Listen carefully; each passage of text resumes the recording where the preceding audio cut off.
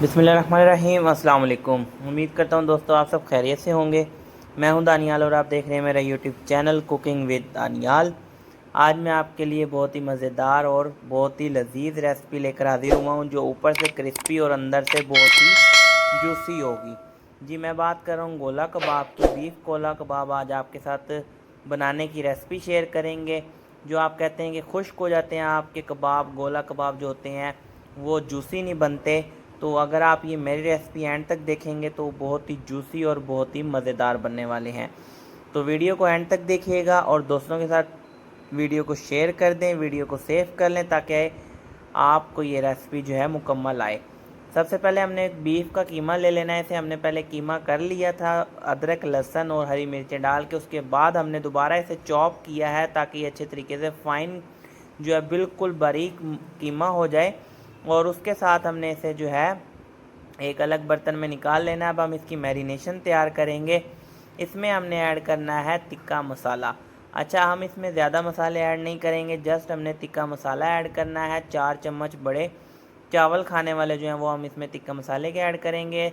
2 छोटे चम्मच जो है चाय वाले वो हम इसमें कुटी मिर्चें ऐड करेंगे और हस्बे ज़ायका नमक और थोड़ी सी हल्दी हम इसमें ऐड करके इसे अच्छे तरह से मैरिनेशन करके हम इसकी आधे घंटे के लिए रख देंगे इसे रेस्ट पे।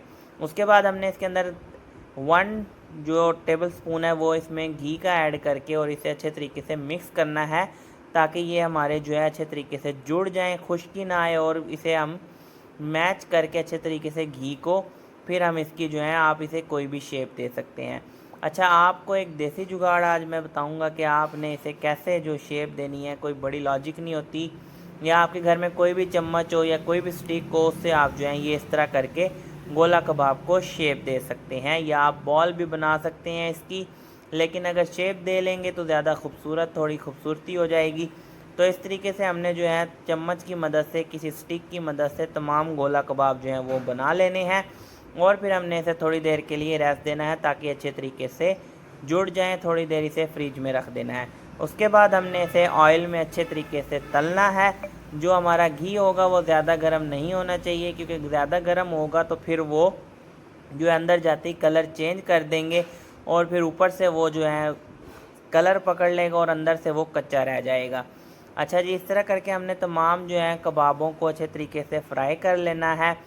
तो इस जब तक हमारे कबाब फ्राई होते हैं आपसे रिक्वेस्ट है कि हमारे चैनल को सब्सक्राइब कर दें, वीडियो को दोस्तों के साथ शेयर कर दें और बेल आइकन के बटन को दबा दें ताकि आने वाली वीडियो आप तक पहुंच सके। जी हमने जो है कबाब जो है हमारे तमाम जो है तकरीबन फ्राई हो गए हैं। आपने इसी तरह से इसी तरीके से इसे अच्छे तरीके से फ्राई करना है और आप इसे चम्मच से ज़्यादा हिलाइएगा नहीं। इस तरह से कटोरे को पकड़कर पैन में इसे आप हल्का हल्का हिलाएंगे तो फिर ये अच्छे तरीके से तमाम जो है कबाब फ्राई हो जाएंगे। देखिए माशाल्लाह कितनी प्यारी लुक आई है और ये बहुत ही जूसी, ऊपर से क्रिस्पी और अंदर से बहुत जूसी ये कबाब होगा। अगर आप इस तरीके से रेसिपी बनाएंगे बिल्कुल फॉलो करके जैसे मैं बता रहा हूँ, आपने इसी रेसिपी को बनाया तो आप कहेंगे कि वाकई बहुत मज़ेदार रेसिपी, और सब आपको कहेंगे हमें यही कबाब बना के खिलाएं। जी तो इस टाइम जो है हमारे कबाब जो हैं वो तमाम फ्राई हो गए हैं। अब आप इसे सर्व कर सकते हैं पुदीने की चटनी के साथ, केचप के साथ।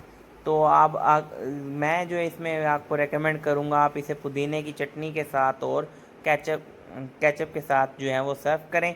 आप इसे चपाती के साथ भी खा सकते हैं। आपको एक बाइट लेकर दिखाते हैं कितना ये माशाल्लाह देखें ऊपर से क्रिस्पी और अंदर से जूसी कबाब बनकर आया है। माशाल्लाह ये देखिएगा कितनी इसके अंदर जो है वो जूसी है ये कबाब। आप जो कहते हैं अंदर से खुश्क हो जाते हैं हमारे कबाब और उस तरीके से नहीं बनते। तो आप इस तरीके से बनाएंगे तो ये बहुत ही जूसी और बहुत ही मज़ेदार बनेंगे। वीडियो अच्छी लगी हो तो दोस्तों के साथ शेयर कर दें, बेल आइकन के बटन को दबा दें और जो चीज़ अल्लाह ताला ने आपको दी है उस पर शुक्र अदा करें। जिनके पास नहीं है उनके लिए दुआ करें। अब तक के लिए अल्लाह।